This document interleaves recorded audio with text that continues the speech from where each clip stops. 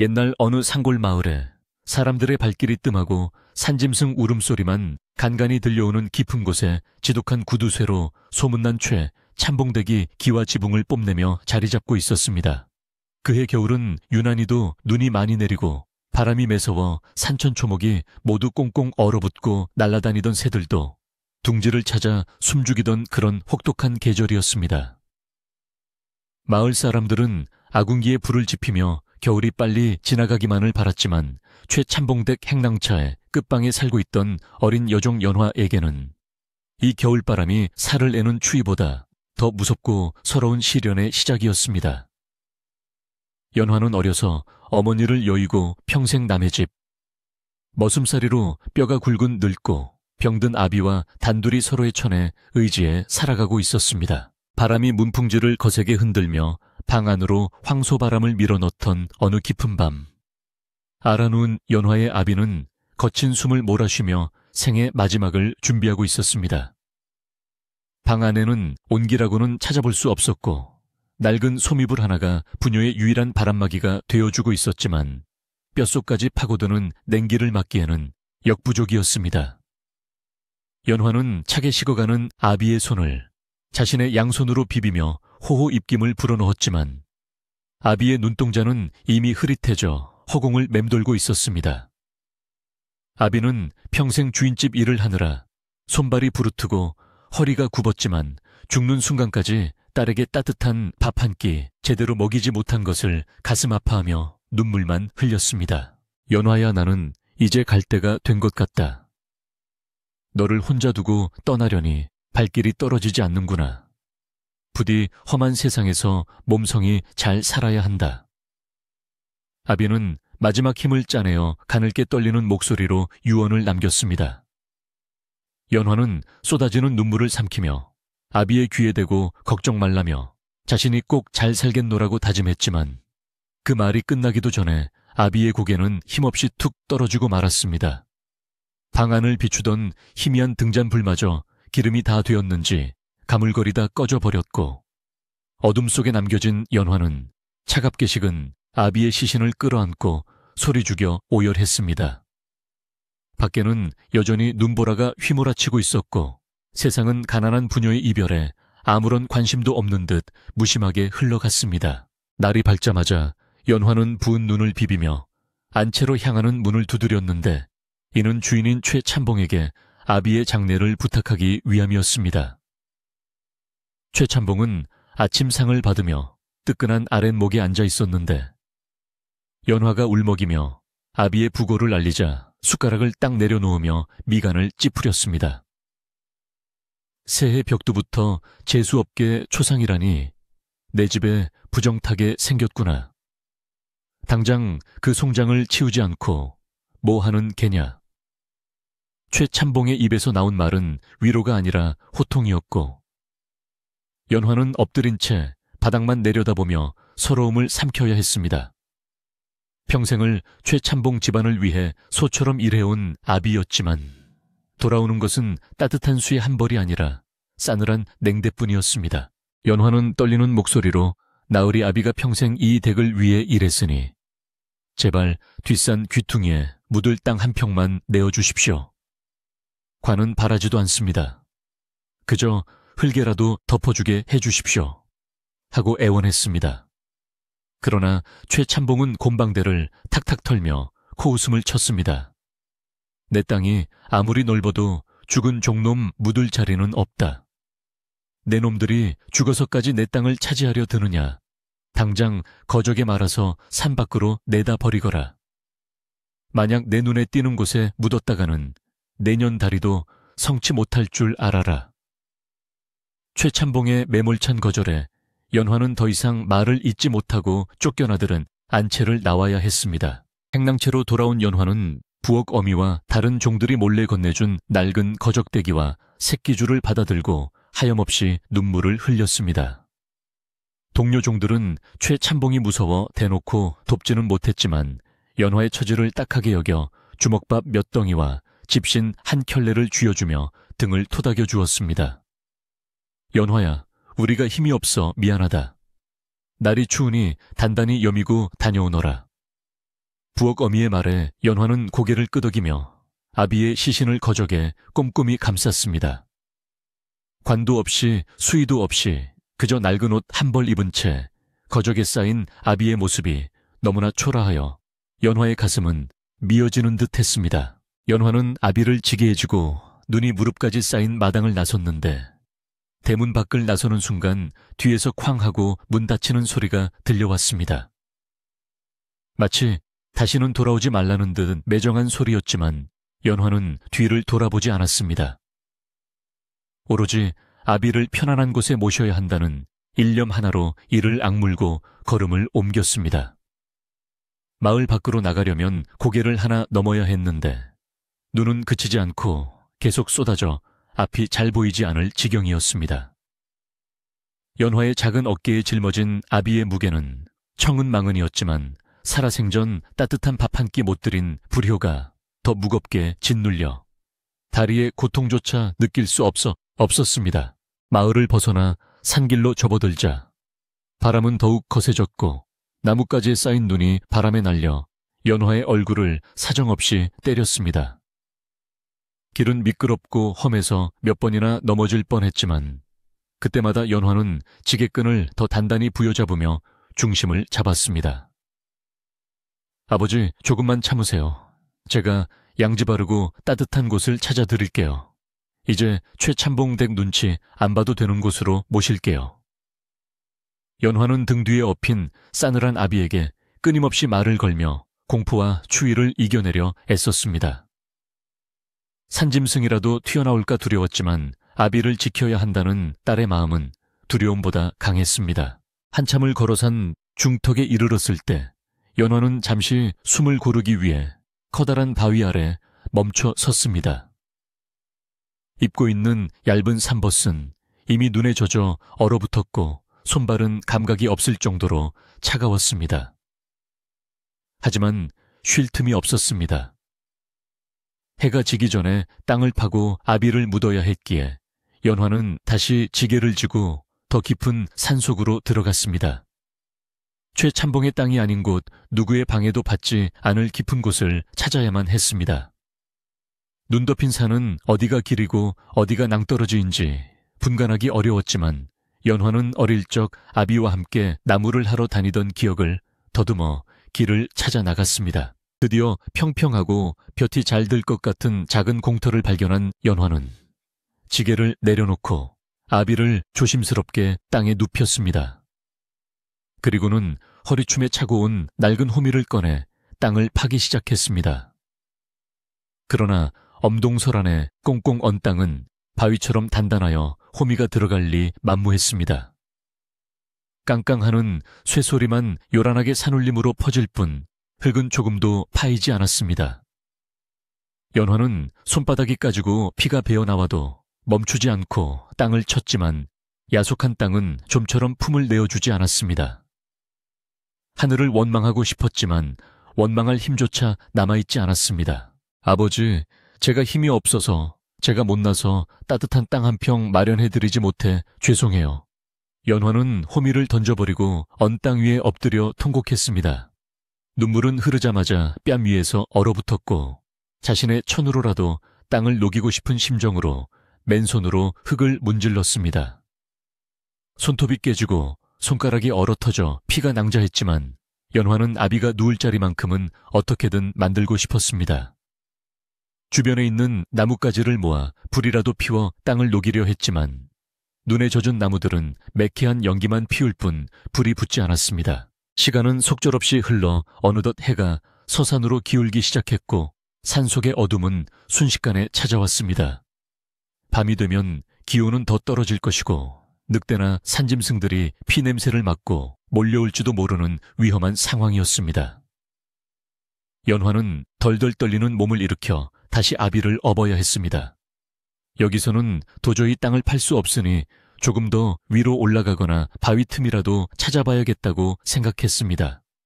지친 몸을 이끌고 다시 눈보라 속으로 발걸음을 옮기는 연화의 모습은 마치 꺼져가는 촛불처럼 위태로워 보였습니다. 산등성이를 넘어가자 바람은 마치 칼날처럼 날카로워져 연화의 살을 파고들었습니다.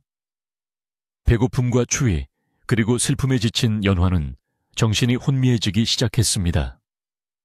눈앞에 헛것이 보이는 듯했고 멀리서 아비가 연화야, 이제 그만 쉬거라 하고 부르는 소리가 들리는 것만 같았습니다. 하지만 그럴 때마다 연화는 고개를 세차게 흔들며 정신을 차렸습니다. 지금 쓰러지면 아비의 시신이 짐승들의 먹이가 될 것이 뻔했기 때문입니다. 연화는 입술을 깨물어 피를 내며 흐려지는 의식을 붙잡았습니다. 얼마나 걸었을까? 연화의 눈앞에 기이하게 생긴 큰 소나무 한 그루가 나타났습니다. 눈보라 속에서도 푸른 빛을 잃지 않고 우뚝 서 있는 그 소나무 아래는 신기하게도 눈이 많이 쌓이지 않아 있었습니다. 연화는 본능적으로 저곳이라면 잠시 쉴 수 있겠다는 생각이 들어있는 힘을 다해 그곳으로 기어가듯 다가갔습니다.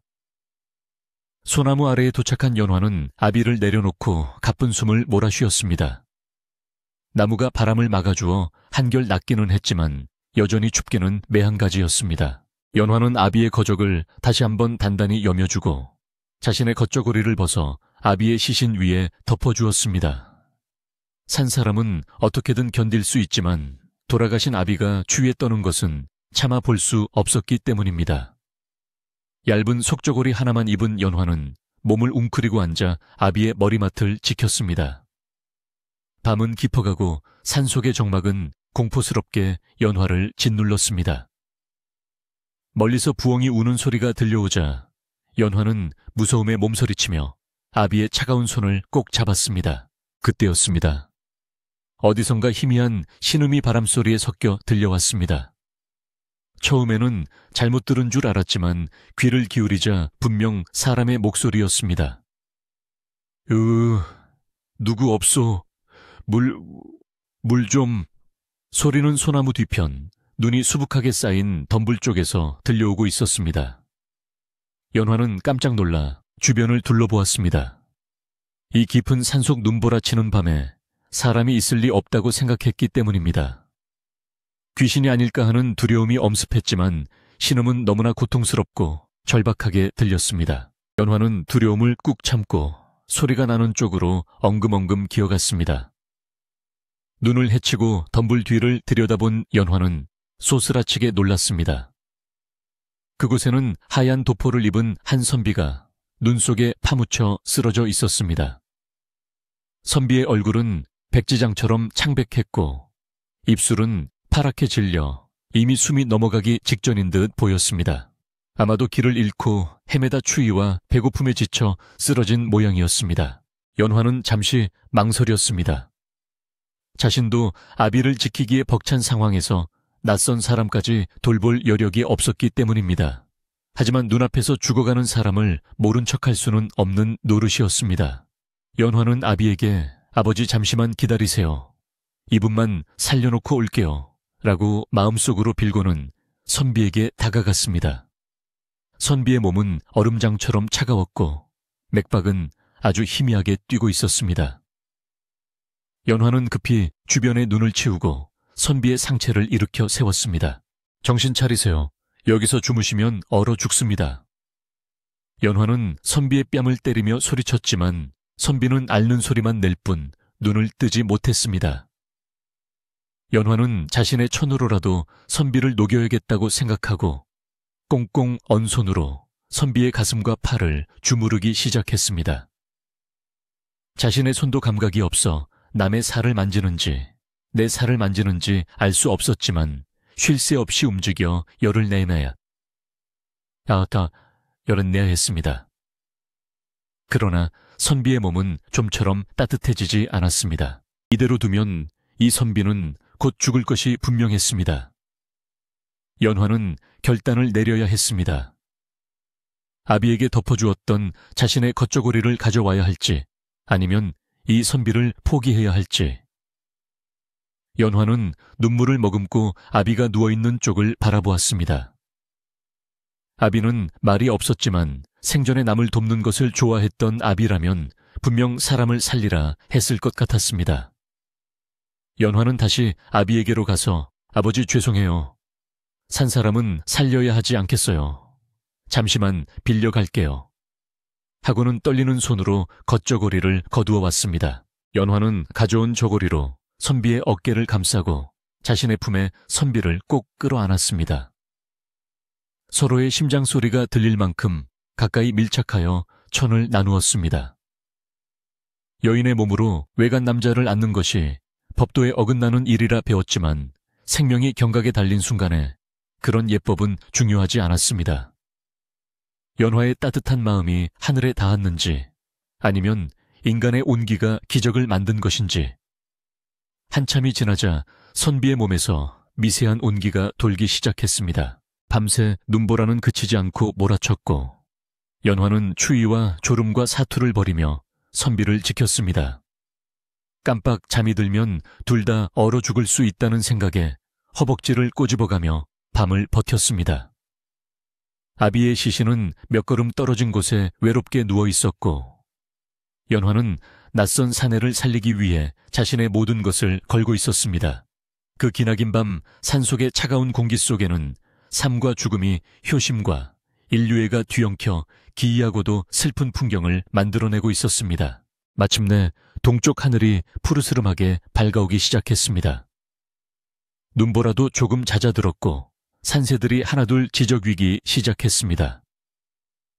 연화의 품에 안겨있던 선비가 깊은 숨을 내쉬며 천천히 눈을 떴습니다. 초점을 잃었던 눈동자의 생기가 돌아오고 자신이 낯선 여인의 품에 안겨있다는 사실에 놀란 듯 몸을 움찔했습니다. 연화 역시 긴장이 풀리며 온몸에 힘이 빠져나가는 것을 느꼈습니다. 조선팔도를 호령하던 최고의 직관과 가난하지만 마음 따뜻한 효녀의 운명적인 만남은 이렇게 차가운 눈밭 위에서 시작되었습니다. 아침 햇살이 눈 덮인 산등성이를 넘어와 비로소 세상의 어둠을 몰아내자 연화의 품에 안겨있던 선비는 깊은 잠에서 깨어난 듯 천천히 눈을 떴습니다. 그는 잠시 동안 자신이 어디에 있는지, 왜 낯선 여인의 품에 안겨있는지 분간하지 못해 멍하니 허공을 응시했습니다. 온몸이 솜처럼 무겁고 손발이 저려왔지만 가슴 한구석에서 느껴지는 미미한 온기가 그가 아직 살아있음을 증명해주고 있었습니다. 선비는 고개를 들어 자신을 감싸 안고 꾸벅꾸벅 졸고 있는 연화의 얼굴을 올려다보았습니다. 찬바람에 터서 붉어진 볼과 하얗게 내려앉은 서리가 그녀가 밤새 겪었을 고초를 말해주고 있었습니다. 선비는 본능적으로 몸을 일으키려 했으나 오랫동안 추위에 노출되었던 탓에 다리에 힘이 들어가지 않아 다시 주저앉고 말았습니다. 그 인기척에 놀란 연화가 번쩍 눈을 뜨며 소스라치게 놀라 뒤로 물러났습니다. 정신이 드십니까? 밤새 숨이 넘어가는 줄 알고 얼마나 조마조마했는지 모릅니다. 연화는 안도의 한숨을 내쉬며 급히 자신의 옷매무새를 다듬었습니다. 선비는 그제야 상황을 파악하고 급히 주변을 둘러보았습니다. 자신의 몸에는 여인의 낡은 겉저고리가 덮여 있었고 정작 그녀는 얇디얇은 속저고리 차림으로 덜덜 떨고 있었습니다. 그리고 그들의 시선이 닿는 곳, 몇 걸음 떨어진 눈밭 위에 거적에 쌓인 채 덩그러니 놓여있는 시신 한 구가 눈에 들어왔습니다. 선비의 눈동자가 크게 흔들렸습니다. 자신이 살기 위해 빼앗은 온기가 저 가엾은 여인이 죽은 아비에게 바치려던 마지막 정성이었음을 깨닫는 순간 선비의 가슴에는 청은망은의 죄책감과 뜨거운 감동이 동시에 밀려왔습니다. 낭자 내 목숨이 경각에 달려 염치불구하고 큰 신세를 졌소. 헌데 저기 누워 계신 분은 누구시며 어찌하여 이 엄동설 안에 상을 치르지도 않고 눈밭에 계신단 말이오. 선비의 물음에 연화는 고개를 떨구며 눈시울을 붉혔습니다. 제 아비입니다.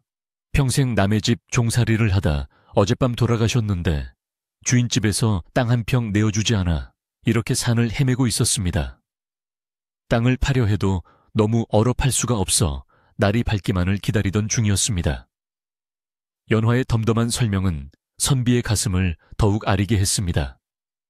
천하를 유랑하며 수많은 사람을 보았지만 자신의 아비를 차가운 눈 위에 두고 생면부지에 남을 살리기 위해 옷을 벗어준 효심은 난생 처음 보는 것이었습니다.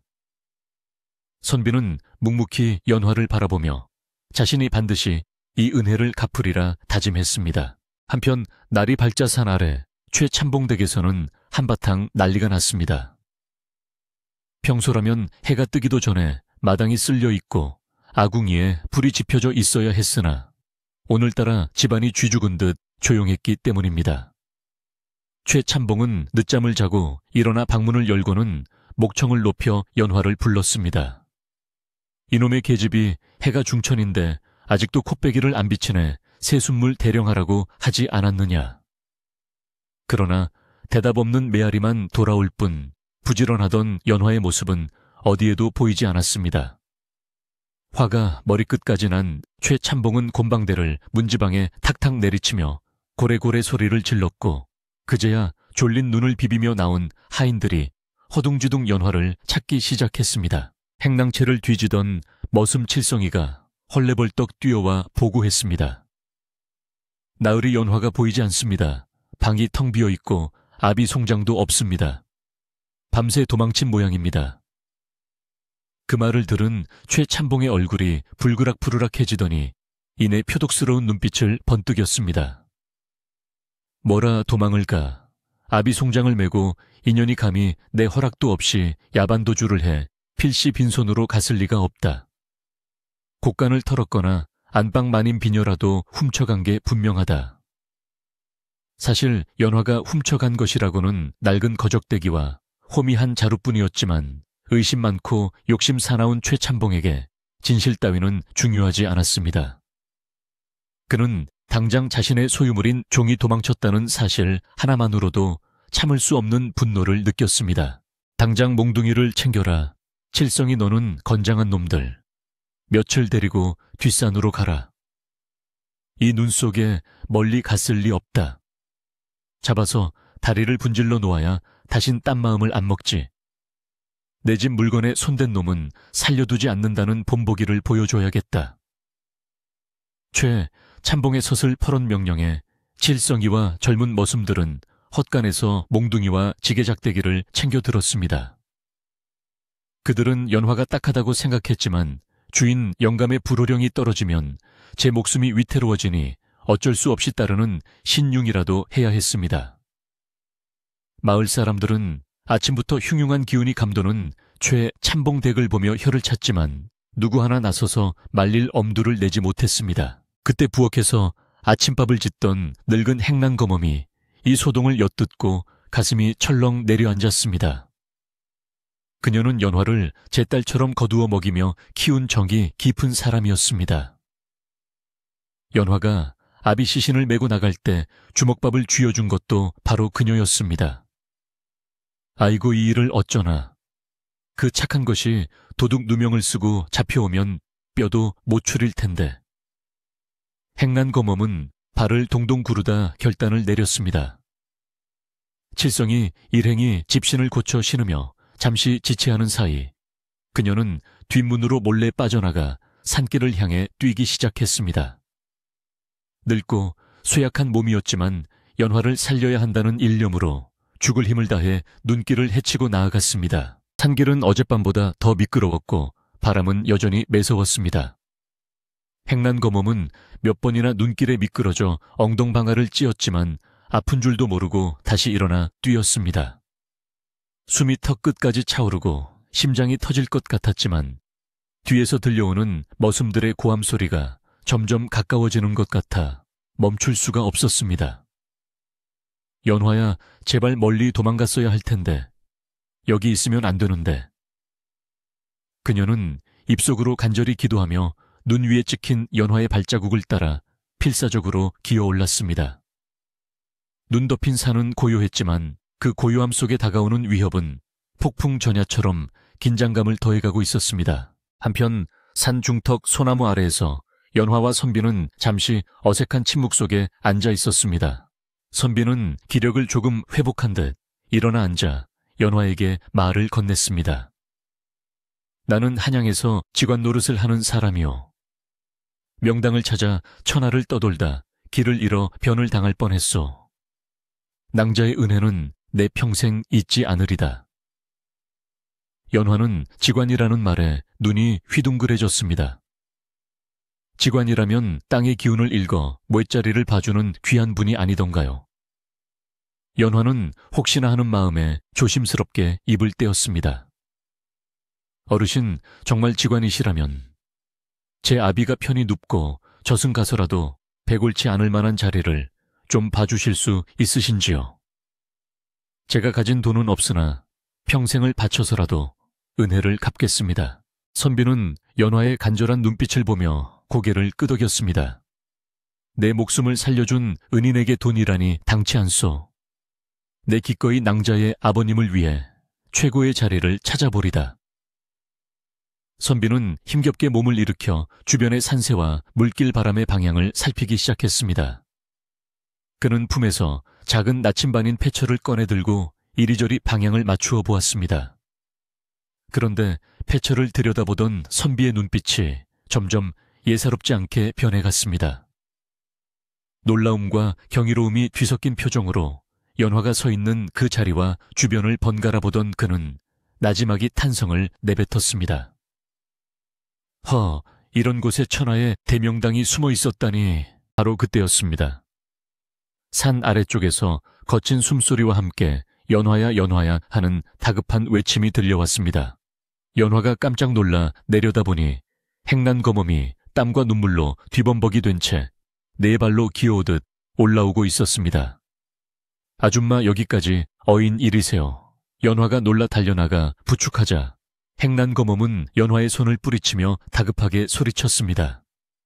지금 인사가 중요하냐? 얼른 도망가거라. 최참봉이 네가 도둑질에 달아났다며 사람들을 풀었다 잡히면 초주검이 될 게야. 당장 시신이고 모고 버리고 몸부터 피해야 산다.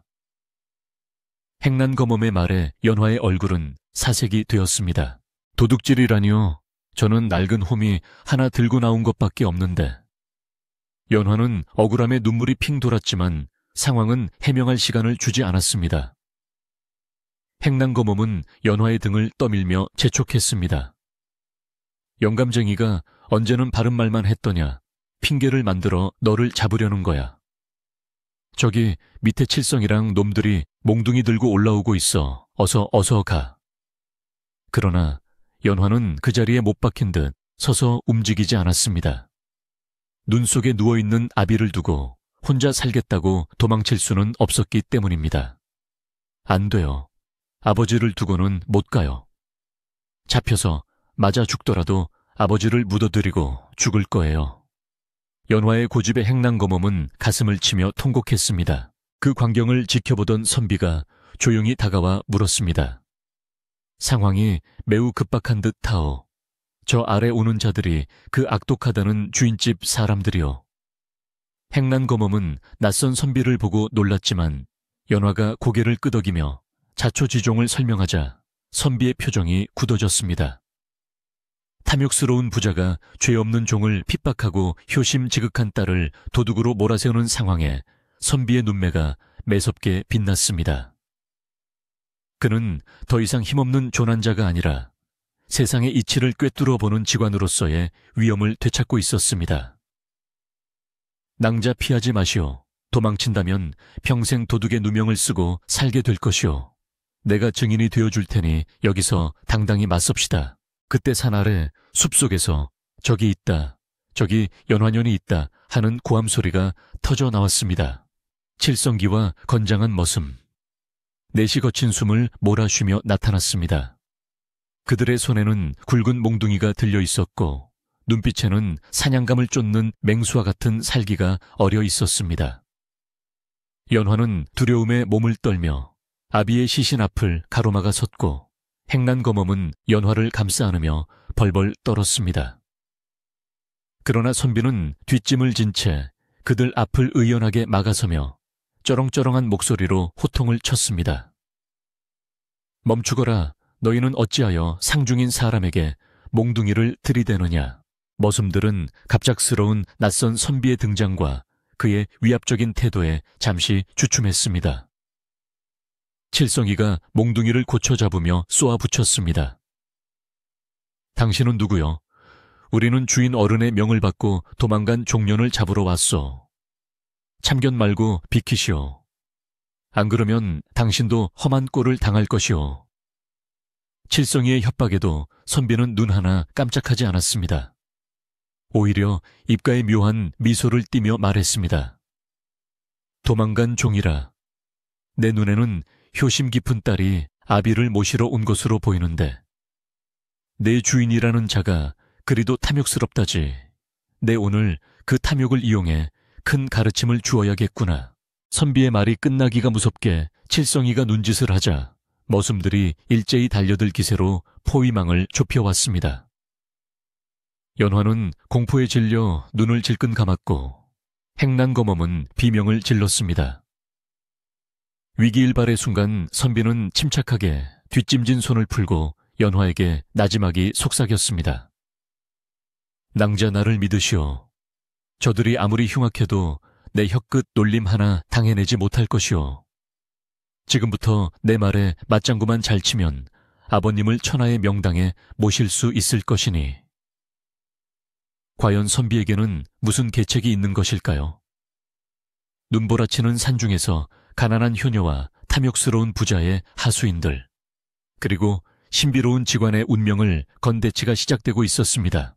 산 아래에서는 연화를 기다리다 못한 최참봉이 직접 상황을 보러 가겠다며 가마를 대령하라 소리치고 있었습니다. 그의 눈은 잃어버린 재물이 아니라 자신의 권위에 도전한 하찮은 것들을 짓밟고 싶은 욕망으로 이글거리고 있었습니다. 이제 곧 이 조용한 산속 공터는 탐욕과 지혜가 부딪히는 격렬한 싸움터가 될 참이었습니다. 연화의 떨리는 어깨 위로 다시금 차가운 눈발이 날리기 시작했고 바람은 불길한 징조처럼 더욱 거세게 울부짖었습니다. 선비의 섯을 퍼런 호통에 칠성이와 머슴들은 주춤하며 뒷걸음질 쳤습니다. 비록 옷차림은 남루하고 행색은 초라했으나 선비가 뿜어내는 기운은 범상치 않아 감히 함부로 범접할 수 없는 위험이 서려 있었습니다. 산천을 떠돌며 돌을 닦고 땅의 이치를 깨우친 직관의 눈빛은 마치 맹수처럼 날카로워 죄를 지은 자들의 가슴을 서늘하게 만드는 힘이 있었습니다. 칠성이는 손에 든 몽둥이를 슬그머니 내리며 힐끔힐끔 눈치를 살폈습니다. 주인 최참봉의 명령은 무서웠지만 눈앞의 선비가 내뱉는 말 한마디 한마디에는 거역하기 힘든 영험함이 깃들어 있었기 때문입니다.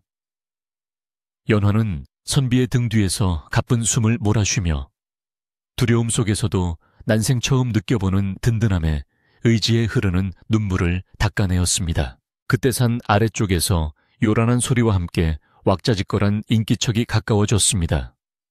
칠성기와 머슴들이 길을 터주자 가마꾼들의 부축을 받으며 최참봉이 씩씩거리며 모습을 드러냈습니다. 비단 두루마기를 입고 가죽신을 신었으나 산길을 오르느라 땀으로 범벅이 된 그의 얼굴은 터질 듯 붉게 상기되어 있었습니다. 최참봉은 거친 숨을 헐떡이며 지팡이로 땅을 쿵쿵 찍어댔고 그 소리가 적막한 산속에 불길하게 울려 퍼졌습니다. 그의 눈은 도끼로 가득 차 있었으며 연화와 아비의 시신 그리고 낯선 선비를 번갈아 노려보며 입가에 비릿한 냉소를 머금었습니다. 내 인연 연화야, 내 집에서 도망친 것도 모자라 외간 남자와 희희낙낙하고 있었더냐. 아비 송장을 핑계 삼아 보따리를 싸들고 야반 도주를 해. 최참봉의 고함 소리에 나뭇가지에 쌓여있던 눈이 후두둑 떨어져 내렸습니다. 연화는 억울함에 가슴을 치며 앞으로 나서려 했으나 선비가 한 팔로 그녀를 제지했습니다. 최참봉은 선비를 위아래로 훑어보며 비웃음을 흘렸습니다. 어디서 굴러먹던 개뼈다귀 같은 놈이 남의 집안일에 끼어드느냐. 내 놈도 저 계집과 한통속이 되어 내 재물을 탐하려던 도둑놈이 분명하구나. 여봐라, 저놈들을 당장 포박하여 관하로 넘기기 전에 뼈맛을 좀 보여주어라. 최참봉의 명령이 떨어지자 머슴들이 다시금 몽둥이를 고쳐잡고 험악한 분위기를 조성했습니다. 그러나 선비는 태연하게 허리춤에서 부채를 꺼내 펼치며 여유로운 미소를 지었습니다. 비록 겨울바람이 매서웠으나 그의 부채질은 더위를 식히려는 것이 아니라 마음속의 번뇌와 사악한 기운을 쫓아내려는 듯 우아하고 절도 있었습니다. 선비는 나직하지만 힘있는 목소리로 입을 열었습니다. 재물을 탐하다니 가소로운 말이로다. 내 이름은 박만석 한양에서 땅의 기운을 읽고 하늘의 뜻을 전하는 직관이요. 내 평생 수많은 명당과 흉지를 보았으나 당신처럼 사람의 탈을 쓰고 짐승보다 못한 마음을 가진 자의 관상은 처음 보는구려. 직관이라는 말에 최참봉의 눈썹이 꿈틀했습니다. 조선 팔도에서 이름난 직관이라면 정승판서도 함부로 대하지 못하는 귀한 신분이었기 때문입니다. 게다가 자신의 이름을 당당히 밝히는 태도에서 거짓이 느껴지지 않았습니다. 최참봉은 평소 미신과 풍수지리를 맹신하는 위인이었습니다. 조상의 모액자리가 좋아야 자손이 발복하고 재물이 쌓인다는 말을 철석같이 믿고 용하다는 직관을 불러 묘터를 보러 다니는 것이 유일한 취미이자 집착이었습니다. 그런 그에게 눈앞의 남자가 직관이라는 사실은 단순한 방해꾼 이상의 흥미를 유발했습니다. 최참봉은 헛기침을 하며 짐짓 점잖은 척 태도를 조금 누그러뜨렸습니다. 네가 정말 직관이란 말이냐, 허풍이 아니라면 증좌를 보여보거라. 내 땅에 들어와서 함부로 흙을 파헤친 죄를 묻기 전에 네 실력이 얼마나 대단한지 한번 드러나 보자. 최참봉은 의심 가득한 눈초리로 선비를 시험하려 들었습니다. 선비는 그럴 줄 알았다는 듯 코웃음을 치며 천천히 주변 산세를 둘러보았습니다. 그의 시선은 연화가 땅을 파려다 실패한 그 작은 공터와 뒤에 솟아있는 기이한 소나무, 그리고 멀리 굽이쳐 흐르는 산맥의 능선에 머물렀습니다. 선비는 폐철 나침반을 꺼내들고 신중하게 방향을 읽어 내려갔습니다. 그리고는 마치 주술을 외우듯 산의 형세를 읊조리기 시작했습니다. 북쪽으로는 현무가 머리를 숙이고 있고 좌측 청룡은 굽이쳐 내려와 이곳을 감싸고 있어. 우측 백호는 웅크린 채 기운을 갈무리하고 있으며 남쪽 주작은 날개를 펼쳐 앞을 틔워주고 있구려. 산의 전기가 끊어지지 않고 이어져 이곳에 맺혔으니 이는 천년에 한 번 나올까 말까 한 대명당의 형국이요. 선비의 해설은 막힘이 없었고 전문적인 용어들이 쏟아져 나오자 최참봉과 하인들은 입을 떡 벌린 채 경청했습니다. 선비는 발을 한번 구르며 말을 이었습니다. 이곳의 흙을 보시오. 겉은 얼어있으나 속은 온기가 감돌고 흙빛이 오색 찬란하니 이를 비혈, 페이 쉐이라 하오. 이곳에 묘를 쓰면 죽은 자는 평안을 얻고 산 자는 당대에 발복하여 정승이 나고 천석군 부자가 될 자리요. 내가 평생을 찾아 헤매던 금계포란 형, 진지 바울완, 신금달기 알을 품은 형상의 명당이 바로 여기 있었구려. 선비의 목소리에는 거짓 없는 감탄이 배어 있었습니다. 실제로 그는 연화의 효심에 감동하여 땅을 살피던 중 이곳이 정말로 보기 드문 길지임을 깨달았던 것입니다. 최참봉은 천석군 부자, 정승이 날 자리라는 말에 귀가 번쩍 뜨였습니다. 그의 탐욕스러운 눈동자가 뱀처럼 번들거기 시작했습니다. 그는 이미 부자였지만 더 큰 부자가 되고 싶었고 자식들이 과거에 급제하여 가문을 빛내기를 간절히 원하고 있었습니다. 그런데 자신의 땅 뒷산 그것도 하찮은 종놈을 묻으려던 자리가 천하의 명당이라니 최참봉의 머릿속은 순식간에 욕심으로 가득 찼습니다. 저 자리가 정말 그런 명당이란 말이지. 그렇다면 저 천한 것들에게 내어줄 수는 없지. 내 조상을 모시거나 내 신우지지 죽어서 묻힐 자리로 삼아야 마땅하다.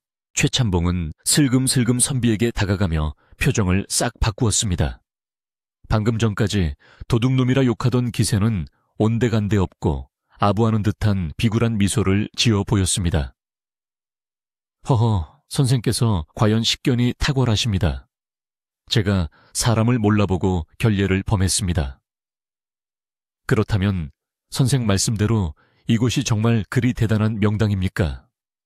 만약 제가 이곳에 묘를 쓴다면 우리 집안이 더욱 번창하겠습니까? 최찬봉은 침을 꿀꺽 삼키며 물었습니다. 이미 그의 마음속에서는 연화의 아비시신 따위는 안중에도 없었고 오로지 저 땅을 차지해야겠다는 일념뿐이었습니다. 선비는 최찬봉의 속내를 훤히 꿰뚫어 보았습니다. 그는 속으로 쾌재를 불렀습니다. 역시 탐욕에 눈이 먼 자는 미끼를 물게 되어 있지. 이 자의 욕심을 이용하면 연화의 아버님을 편히 모실 수 있겠구나. 선비는 겉으로는 태연한 척하며 고개를 끄덕였습니다. 물론이요. 이 자리는 주인을 기다리고 있었던 게지요. 하지만 선비는 일부러 말끝을 흐리며 짐짓 곤란한 표정을 지었습니다. 그 찰나의 망설임이 최찬봉의 애간장을 더욱 타게 만들었습니다. 하지만이라니요. 무슨 문제라도 있습니까? 최찬봉이 다급하게 물었습니다. 선비는 심각한 표정으로 혀를 쭈쯧 찼습니다.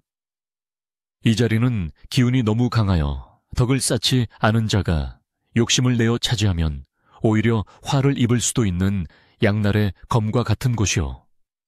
또한 지금 당장은 땅에 기운이 잠들어 있어 섣불리 건드렸다가는 지맥이 끊어질 수도 있습니다. 선비는 최찬봉의 조급함을 부추기기 위해 교묘하게 말을 돌렸습니다. 이는 최찬봉이 이 땅을 완전히 믿게 만들되 함부로 뺏지 못하게 하려는 고도의 심리전이었습니다. 연화와 행난검엄은 영문을 몰라 불안한 눈빛으로 선비를 바라보았습니다. 행난검엄이 연화의 옷자락을 잡아끌며 속삭였습니다. 연화야, 저 선비님이 무슨 말씀을 하시는 개냐? 여기가 명당이라니. 그럼 주인 영감이 우리더러 쓰라고 하겠느냐? 뺏기면 어쩌려고 저러시는지 모르겠다. 연화 역시 걱정이 앞섰습니다. 최찬봉의 성격상 좋은 것이라면 남의 입에 들어가는 밥알도 뺏어 먹을 위인이었기에 명당이라는 사실이 밝혀지면 아비의 묘소는커녕 쫓겨날 것이 뻔해 보였습니다. 하지만 연화는 선비의 눈빛에서 나를 믿으라는 무언의 신호를 읽고 입을 굳게 다물었습니다. 최찬봉은 선비의 소매를 잡고 매달리다시피 했습니다. 선생님, 그런 말씀 마시고 방법을 알려주십시오. 복채는 섭섭지 않게 드릴 테니 이 자리를 제 것으로 만들 비방을 알려주시오. 최찬봉은 이미 이 땅이 자신의 것이 된 양 흥분해 있었습니다. 선비는 짐짓 거절하는 체하며 뒷짐을 지고 돌아섰습니다. 글쎄요, 하늘의 뜻을 거스르는 일이라 내키지 않습니다. 게다가 이 처자가 먼저 자리를 잡지 않았습니까? 임자가 있는 땅을 탐하는 것은 도리에 어긋나는 일입니다. 선비의 말에 최찬봉은 펄쩍 뛰었습니다. 임자라니요, 이 산은 엄연히 제 소유입니다. 내 땅에 내 맘대로 묘를 쓰겠다는데 누가 뭐라 하겠습니까? 저 종년들은 당장 쫓아내면 그만입니다. 여봐라, 칠성아, 당장 저 송장을 끌어내려라. 최찬봉이 다시 본색을 드러내며 하인들에게 소리쳤습니다. 칠성기와 머슴들이 주춤거리며 연화 쪽으로 다가오자 연화는 비명을 지르며 아비의 시신을 온몸으로 감싸 안았습니다. 바로 그 순간 선비가 벼락 같은 고함을 질렀습니다. 멈추시오. 지금 이 땅의 기운을 함부로 건드렸다가는 당신 집안이 멸문지화를 당할 것이오. 그 서슬에 최찬봉과 하인들은 그 자리에 얼어붙고 말았습니다. 선비는 무서운 얼굴로 최찬봉을 노려보며 말을 이었습니다.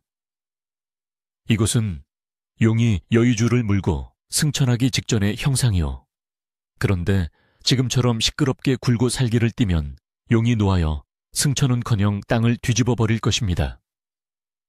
그러면 이 자리는 명당이 아니라 만대에 걸쳐 저주받는 흉지가 될 것이오. 최찬봉은 멸문지화, 저주라는 말에 얼굴이 하얗게 질렸습니다.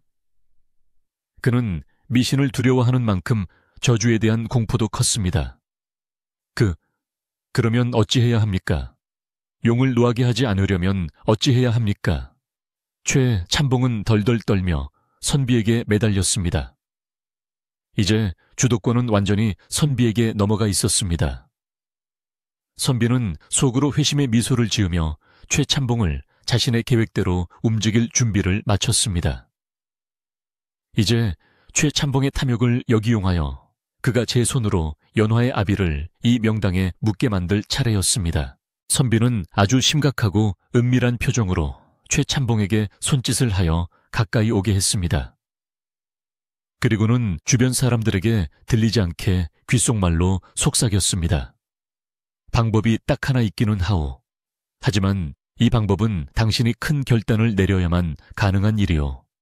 아주 위험하고도 기묘한 비책이지요.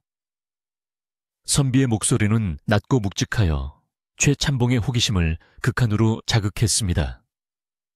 차가운 산바람이 그들 사이를 스치고 지나갔지만 최 참봉의 임에는 식은땀이 송글송글 맺혀 있었습니다. 산속의 공기는 팽팽한 긴장감으로 가득 찼습니다. 눈보라치는 삭막한 풍경 속에서 지혜로운 직관과 탐욕스러운 부자의 두뇌 싸움은 절정으로 치닫고 있었습니다. 과연 선비가 내놓을 기묘한 비책은 무엇일까요? 그리고 연화는 과연 이 위기를 넘기고 아비를 편안히 모실 수 있을까요? 모든 것은 선비의 혀끝과 최 참봉의 어리석은 욕심에 달려 있었습니다. 선비 박만석은 최 참봉의 귀에 입을 대고 아주 은밀하고도 나직한 목소리로 청인 우설을 하듯 속삭이기 시작했습니다.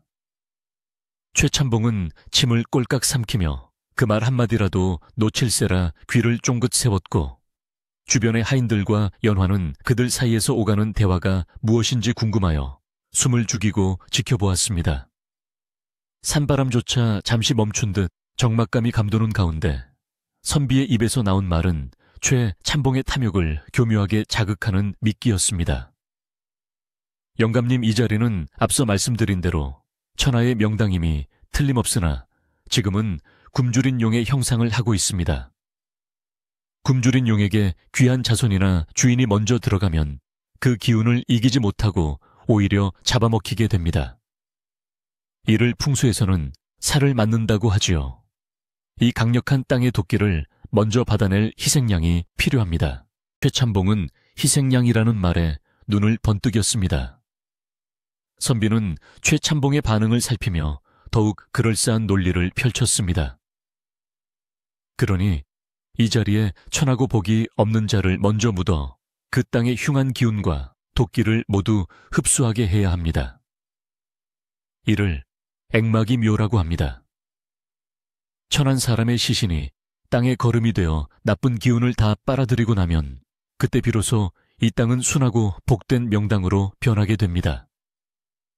그때 영감님께서 이 묘를 파내고 영감님의 조상이나 영감님의 자리를 쓰신다면 도끼는 사라지고 오로지 재물과 권세의 기운만 취하게 되실 것입니다. 이것은 선비가 지어낸 새빨간 거짓말이었으나 욕심에 눈이 먼 최참봉에게는 기가 막힌 묘수로 들렸습니다. 최참봉은 무릎을 탁 치며 감탄했습니다. 오호라, 그런 깊은 뜻이 있었군요. 그러니까 저 종놈의 송장을 먼저 묻어 땅의 독을 빼내는 걸음으로 쓰라는 말씀이지요. 내 살다 이처럼 신통방통한 비방은 처음 듣습니다. 최참봉의 얼굴에는 비릿한 웃음이 번졌습니다.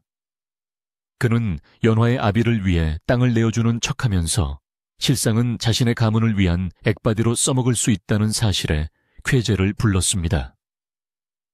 남에게 베푸는 척하며 자신의 이득을 챙기는 것, 이것이야말로 최참봉이 평생 해오던 방식과 딱 맞아떨어지는 계책이었기 때문입니다. 그는 선비의 손을 덥석 잡으며 연신 고개를 끄덕였습니다. 최참봉은 헛기침을 크게 한번 하고는 짐짓 엄숙한 표정으로 돌변하여 하인들을 향해 호령했습니다. 여봐라, 못들 하고 있느냐. 당장 몽둥이를 치우고 괭이와 삽을 들거라. 내 마음이 바뀌었다.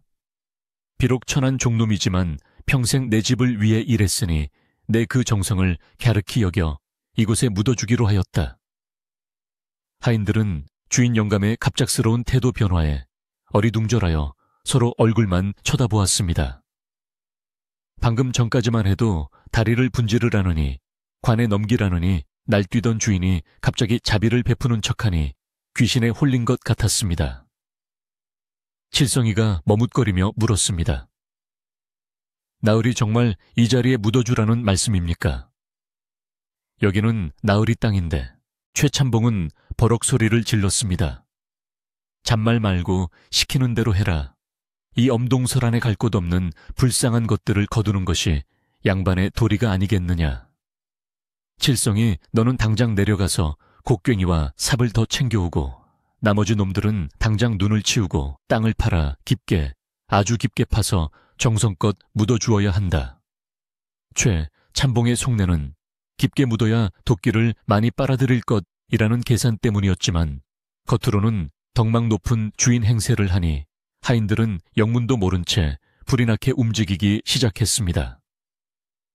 연화와 행랑검엄은 이 믿기지 않는 광경에 입을 다물지 못했습니다. 꿈인가 생신가 싶어 볼을 꼬집어 볼 지경이었습니다. 연화는 떨리는 목소리로 선비에게 물었습니다. 선비님, 이게 도대체 어찌 된 일입니까? 저 무서운 최참봉 영감이 어찌 마음을 바꾸었단 말입니까? 선비는 빙그레 웃으며 연화에게만 들리도록 작게 속삭였습니다. 저 자의 욕심이 자네의 효심을 돕는 꼴이 되었네. 내 저자에게 거짓말을 좀 보탰지. 자네 아버님을 명당에 모시는 것이 저 자에게도 이득이 된다고 말이네. 세상 일이란 참으로 묘하여 때로는 악한 마음이 선한 결과를 낳기도 하는 법이야. 안심하고 아버님을 모실 준비나 하게.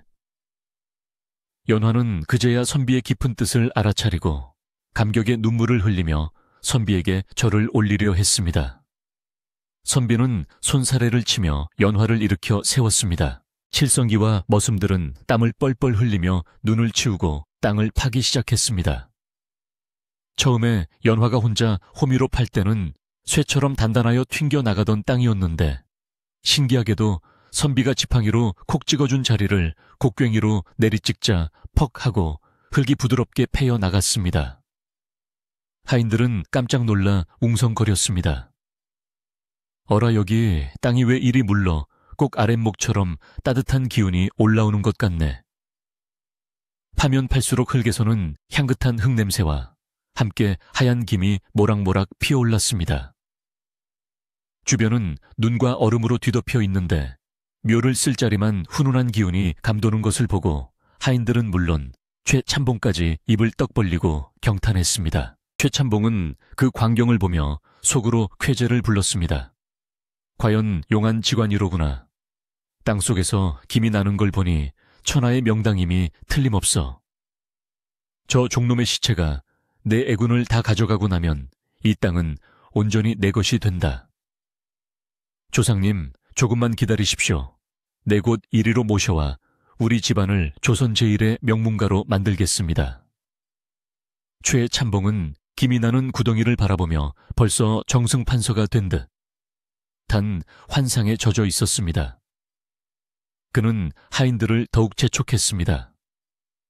더 열심히 파라 한치의 소홀함도 없어야 한다. 내 나중에 술과 고기를 넉넉히 내릴 테니 꼼꼼하게 작업하거라. 땅이 어느 정도 깊게 파이자 선비는 정색을 하고 의관을 정지한 뒤 구덩이 앞으로 다가갔습니다. 그는 품에서 붉은 팥과 소금을 꺼내 구덩이 내 귀퉁이에 뿌리며 알 수 없는 주문을 외웠습니다. 이는 부정을 씻어내는 의식인 척했지만 사실은 연화의 아비가 이 땅의 주인임을 천지신명께 고하는 의식이었습니다.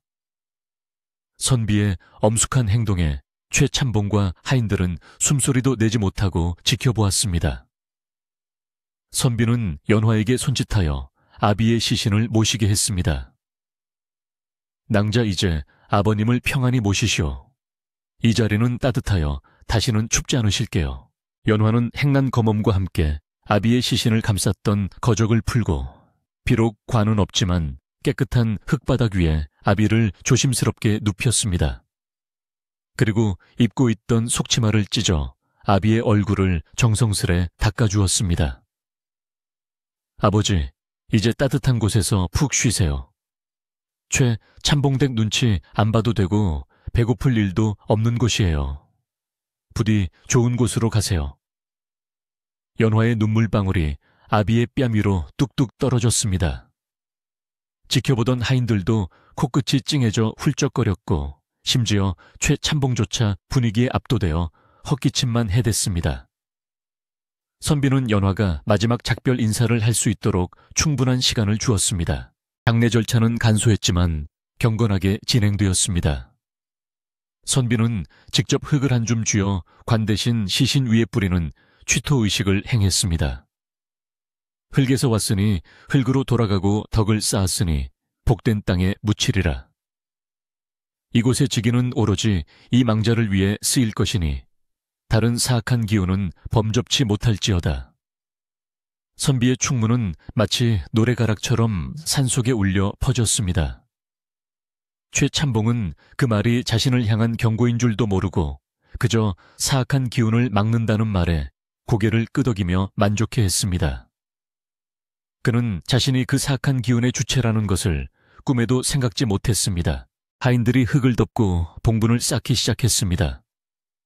여러 명이 달라붙어 일을 하니 봉분은 금세 그럴싸한 모양을 갖추어 갔습니다.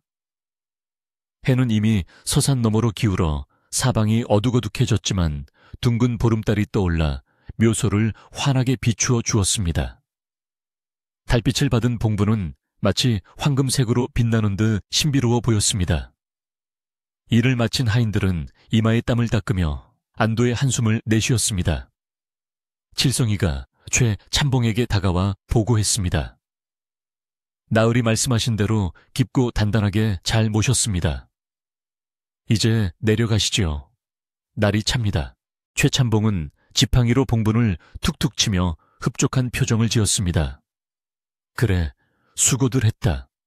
아주 훌륭한 액막이 묘가 완성되었구나.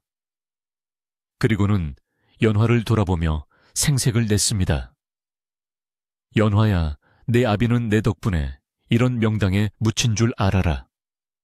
내 너의 죄를 용서해 줄 테니 앞으로는 딴 마음 먹지 말고 내 집에서 죽어라. 이래서 이 은혜를 갚아야 할 것이다. 알겠느냐? 연화는 속이 뒤집히는 것 같았지만 아비를 무사히 모시게 된 것만으로도 감사하여 고개를 숙여 대답했습니다. 내 나으리, 은혜 잊지 않겠습니다. 최참봉은 선비에게도 다가가 으스대며 말했습니다. 선생 내 약속대로 이 천한 것들에게 적선을 베풀었소. 이제 내 가문에 서광이 비치겠지요. 나중에 때가 되면 다시 선생을 모셔 제대로 된 역사를 꾸밀 테니 그때 다시 봅시다. 선비는 짐짓 공손하게 허리를 굽혔으나 눈에는 차가운 조소가 서려 있었습니다. 영감님의 그 넓은 아량에 탄복했습니다. 하늘이 다 보고 계시니 반드시 그에 합당한 대가를 받으실 겁니다. 부디 평안히 돌아가십시오. 최 참봉은 그 말이 칭찬인 줄로만 알고 껄껄 웃으며 가마에 올랐습니다. 가자 날이 춥구나. 뜨끈한 아랫목이 그립다. 최 참봉의 호령에 가마꾼들과 하인들은 썰물처럼 산을 빠져나갔습니다. 횃불을 들고 내려가는 그들의 행렬이 멀어지자 산속에는 다시 고요와 평화가 찾아왔습니다. 소란스러웠던 하루가 지나고 묘소 앞에는 연화와 선비 그리고 행랑검엄 세 사람만이 남게 되었습니다.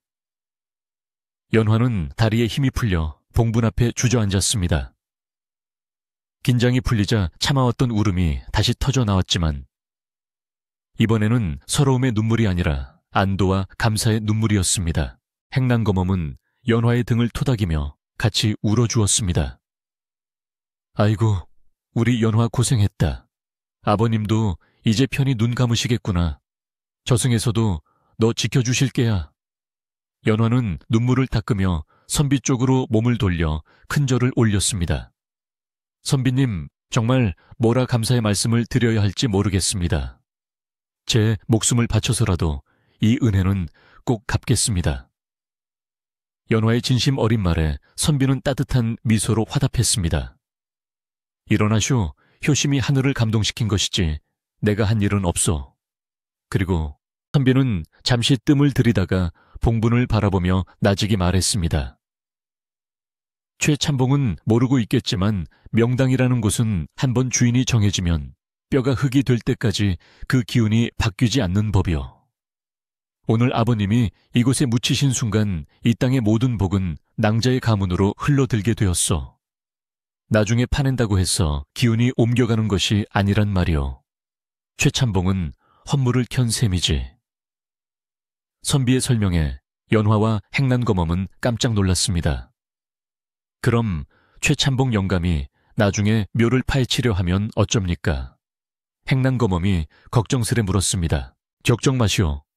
이 자리는 금계포 란형이라 알을 품은 닭이 함부로 둥지를 떠나지 않는 것과 같소. 만약 억지로 파헤치려 든다면 그때는 정말로 땅의 저주가 그 집안을 덮칠 것이오. 최참봉도 그리 어리석지는 않을 테니 아마도 자신이 죽을 때까지 이 묘를 액막이라 믿으며 건드리지 않을 것이오. 선비의 호언장담의 두 여인은 그제야 완전히 마음을 놓을 수 있었습니다. 탐욕스러운 부자가 제 꾀에 넘어가 스스로 복을 걷어차고 가난한 효녀에게 천하의 명당을 선물한 꼴이 되었으니 세상사 사옹지마라 하지 않을 수 없었습니다.